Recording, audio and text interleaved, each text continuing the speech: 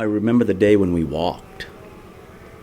I remember hearing the stories of the neighbor's farmer having to go out in the middle of the night pulling people out of the mud.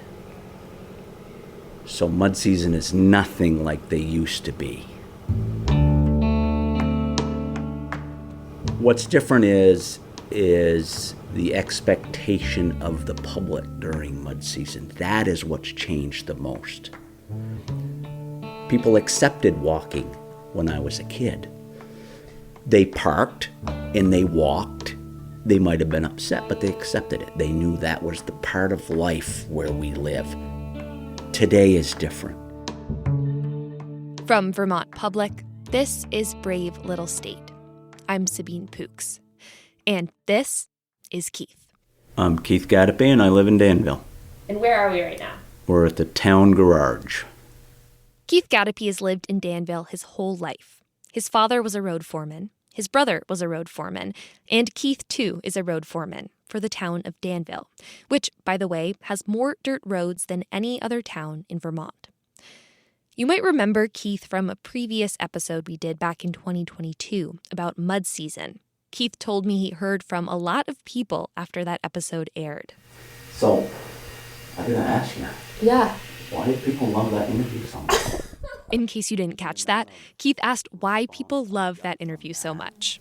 I'm thinking, why would anybody want to listen to hear about mud? But I can't explain it. He doesn't really get it, but I get it, because I love hearing Keith talk. When I visited him in Danville earlier this month, we talked for almost 2 hours about his childhood. I grew up, believe it or not, on a blacktop road. Family. There was a lot of Christmases that we couldn't open our packages Christmas morning because my dad was plowing snow. About how he can't listen to the radio when he's working. I'm focusing. I don't want to be distracted with that. And how he feels like he's average at a lot of things, but not really good at one thing. Wouldn't it be cool to be good at something? And of course, we talked about mud. What is your personal relationship to mud? That's a great question in that, you know, it's kind of like you got to know when to stop and just leave it. Or there's times where you can fix it. And that just comes with time and experience. Hopefully, you're all still as eager to hear Keith talk about mud as you were 2 years ago, because today is a rerun of that 2022 episode, which we called Mud Season Madness. Executive producer Angela Evansy interviewed Keith during a particularly horrific mud season. We have got a lot of mud in all corners of the town, creating nearly impassable situations. At that time, Keith also answered lots of your questions about dirt roads and mud, and we're replaying that interview here. Later on, we'll check back in with Keith about this year's mud season, or mud seasons. You'll see what we mean.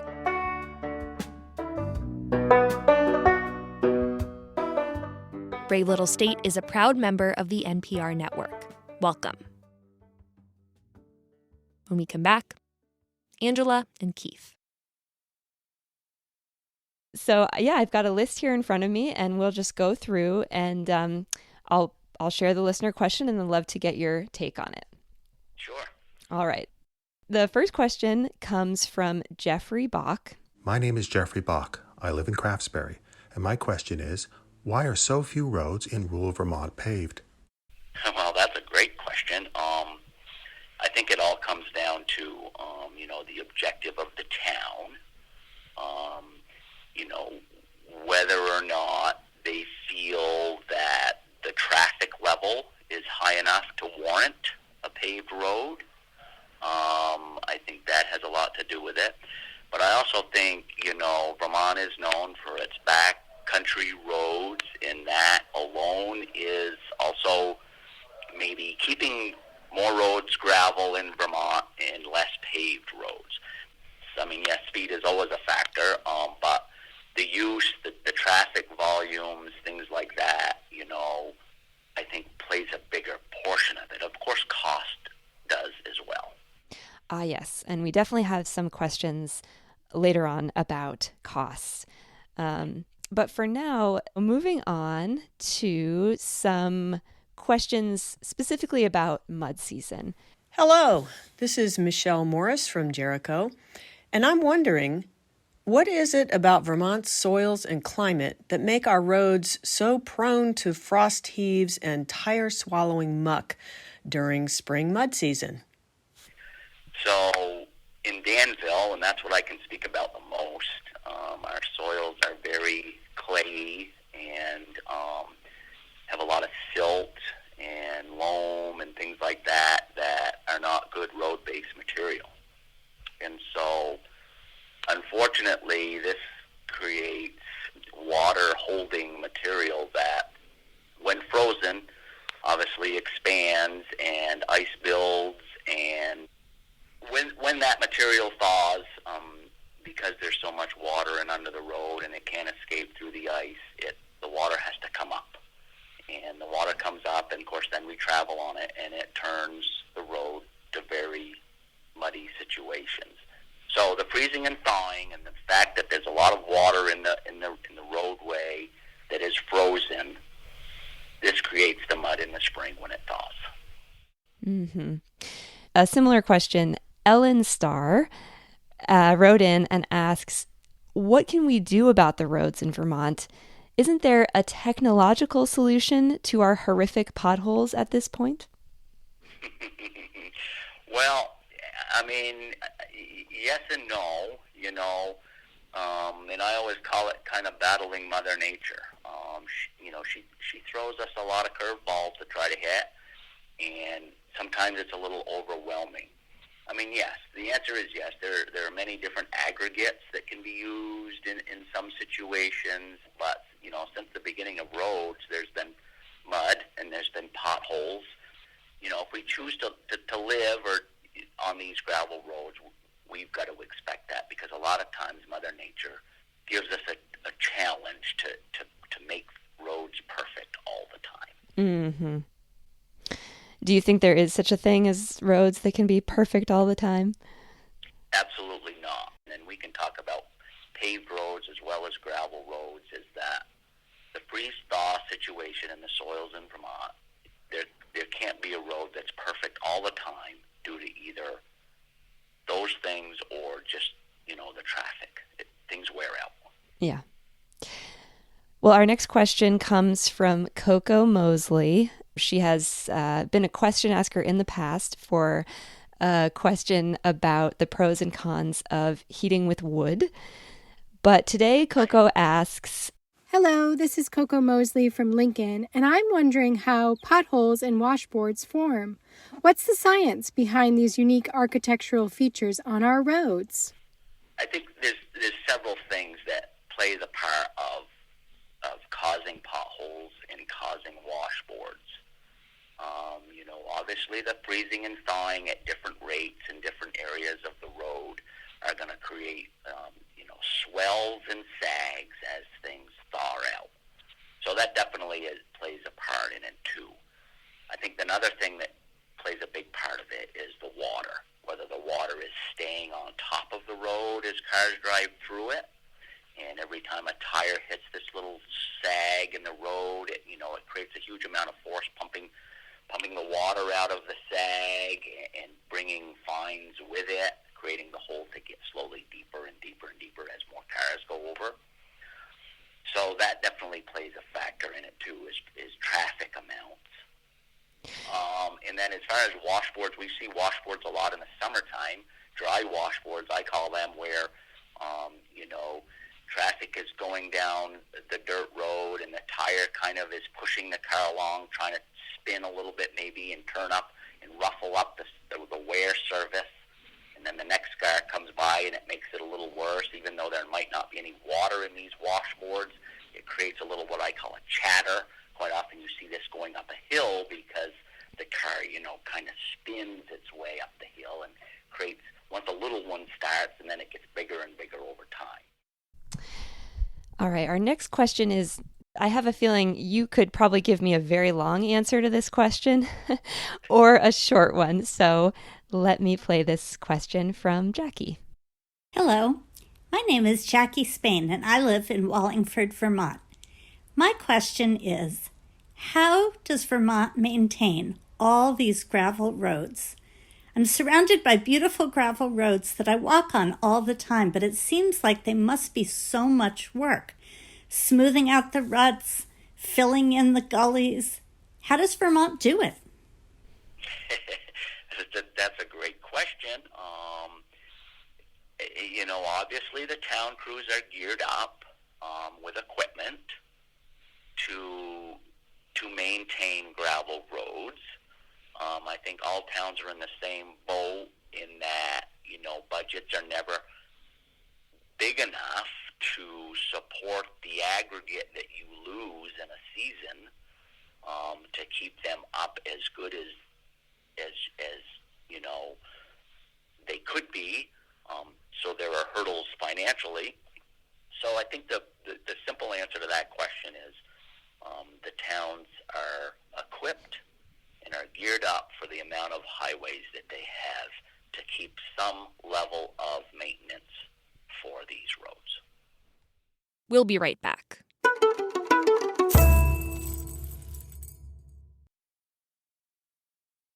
We are now going to transition to some questions about finances. Okay. Hey, BLS, this is Rich Grogan from Reading, Vermont. This is Nancy Wilson. Hi, my name is Amanda Skull, and I live in Westminster, Vermont. We're in the middle of mud season, and every mud season I'm told that it is, quote, more expensive to pave the roads than to constantly repair the dirt roads. Where is the data for that? Every mud season, I find myself wondering, how does the cost of resurfacing and maintaining dirt roads compare to the cost of paving them? And what makes a town decide to leave roads unpaved? And are they cheaper to maintain? So, again, it's a little bit about town objective, of how much money they want to spend on roads with certain levels of traffic and service, required. So I can only speak about what we do in Danville. But to give you an example, we divide our budget into different classes of road. Generally, Class 2 roads are paved, and generally, Class 3 roads are gravel. And if this helps at all, my Class 3 budget is about 40% less than my Class 2 budget. And that Class 3 budget has 4 times the miles of road on it than my Class 2 budget does. And why that is because blacktop is very expensive. It's very expensive to install. And so when you choose to do, let's say, a mile of blacktop, that's a huge hit versus a mile of gravel road. All right, our next question is, who gets to decide if a dirt road gets paved? Thanks. Okay, so to pave or not to pave is, solely relies on the select board of your town or however you are organized. And obviously input from the townspeople and from the road foreman or road commissioner, however your town is structured, whether or not to pave a road or not. So there's no really, formula or anything that they use. Is it something that eventually would go to voters to say, we definitely want to keep this road dirt, or, we can't handle it anymore, we want to pave this? That definitely could happen, and again, depending on your select board, that definitely is probably a good way to do that. I know in my experience, we've had townspeople come in requesting, a certain road to be paved, and believe it or not, I've had townspeople requesting it not be paved as well. So, there's two sides to every coin for sure, and there's many opinions out there. Hi, my name is Steve Gladstone. I live in Heinsberg. My question is, what are the pros and cons of dirt roads versus paved roads? The level of service on gravel roads definitely is different on paved roads, in all 4 seasons. For example, today, you're not going to be able to drive everywhere you want to go on a gravel road because the wear surface is now mud and is, nearly intravelable in many areas. Whereas today, you can drive anywhere you want on a blacktop road. So there are definitely levels of service Definitely different driving conditions that all play in the decision-making of whether to pave a road or whether to maybe keep it gravel. All right, well, let's go to our last question from Ed Green. My name is Ed Green, and I live in Westford, Vermont. My question is, why do some people in Vermont prefer dirt roads over paved roads when some dirt roads are so bad in mud season the school buses get stuck? Spoiler alert, some people will use speeding cars as a reason against paved roads, but those same people complain about speeding cars on their dirt roads. You know, that's a fantastic question in that, there's a lot of different reasons, why people respond in different ways. First of all, some folks I've heard, I moved to Vermont because I wanted to live on a gravel road because it's quieter and less traffic and less speeders and things like that. So I think this question is kind of beyond me because it's more or less figuring out people rather than figuring out the roads. We have the same in Danville. People want to live on a back road, but they also don't want people going fast. And so, there's some things we just can't control. That's probably the most difficult question of the day right there. Well, let me ask you personally, do you live on a paved road or gravel road, Keith? I live on a gravel road, and my road was impassable this morning by most vehicles. They were parked at the bottom of the road, vehicles that have low clearance and things like that. But again, it was all about choice. When I chose to build my house where I did, I was willing to accept the fact that, hey, there's going to be times where I can't get out or I've got to gear up my choice of vehicles to be able to get out in all conditions. So it's all about the choice of what someone wants.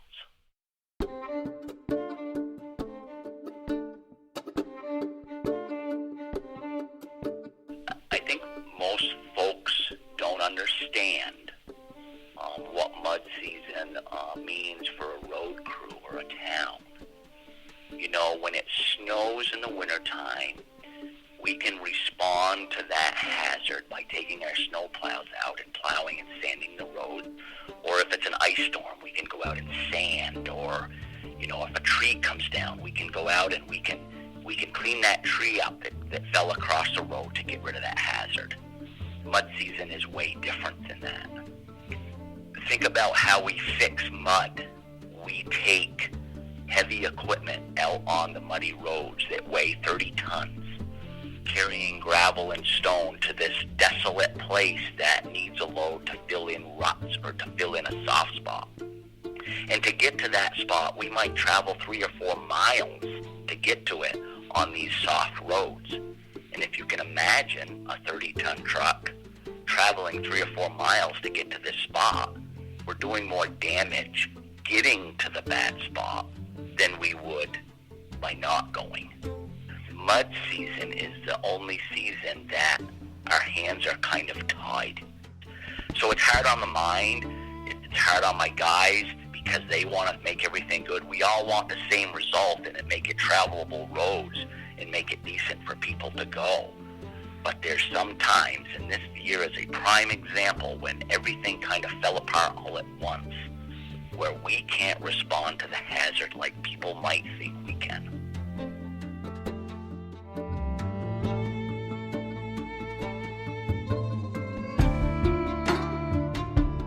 Keith Gadapee talking to Angela Evansy in 2022.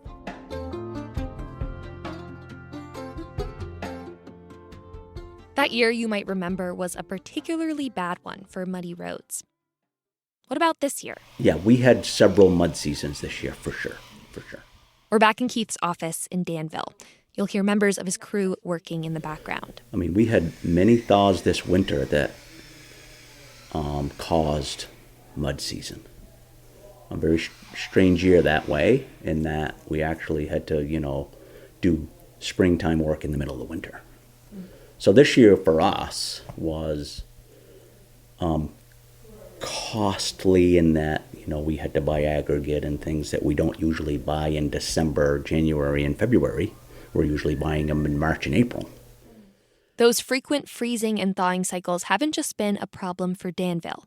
The town of Barnard recently established a roads committee to address what it sees as worsening road conditions there. And at the same time, as Keith mentioned, people have higher expectations these days for their roads. But this mud season is almost over. Now that it's April, it's starting to finally feel like real spring. Keith makes maple syrup and just had his final boil. He's now hearing the birds singing outside his house again. And the roads are drying out faster than they usually do this time of year. Yeah, we have those nagging roads up through the coal woods and along the rivers that are still, showing their head. The mud is still there, but it seems that we are ahead.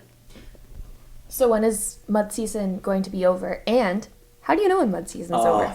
That is a fantastic question. I happen to live on one of the very muddiest roads in town. It's very late. When the water disappears is when mud season ends. Right now we're driving on some areas of road where there's always water on them. Okay, and what that is the frost is still in the ground, okay, and the water can't go down and dissipate. It's sitting on top. Mud season ends when that water disappears, and it happens overnight. A lot of times, the road that you've been working on or watching or riding on or whatever, it's just wet constantly, and you just can't. You'll wake up one morning, a lot of times it's in May, the water's gone. Mud season's done.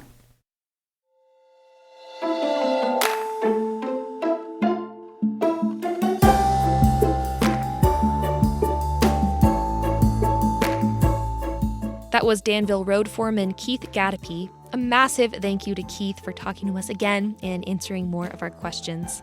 You can find photos from the episode at bravelittlestate.org or click the link in our show notes.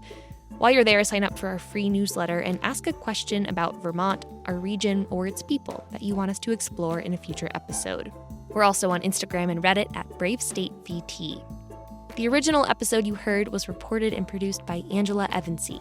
Questions from Jeffrey Bach, Michelle Morris, Ellen Starr, Coco Mosley, Jackie Spain, Rich Grogan, Amanda Skull, Nancy Wilson, Steve Gladstone, and Ed Green. This rerun was reported and produced by me, Sabine Pooks, with editing and additional production from Burgess Brown and Angela Evansy, who's also our executive producer. Our managing editor and senior producer is Josh Crane. Our theme music is by Ty Gibbons, other music by Blue Dot Sessions. Brave Little State is a production of Vermont Public and a proud member of the NPR network. If you like our show, you can make a gift at bravelittlestate.org/donate or leave us a rating or review on your favorite podcast app. We'll be back soon with more people-powered Vermont journalism. For now, good luck on the roads.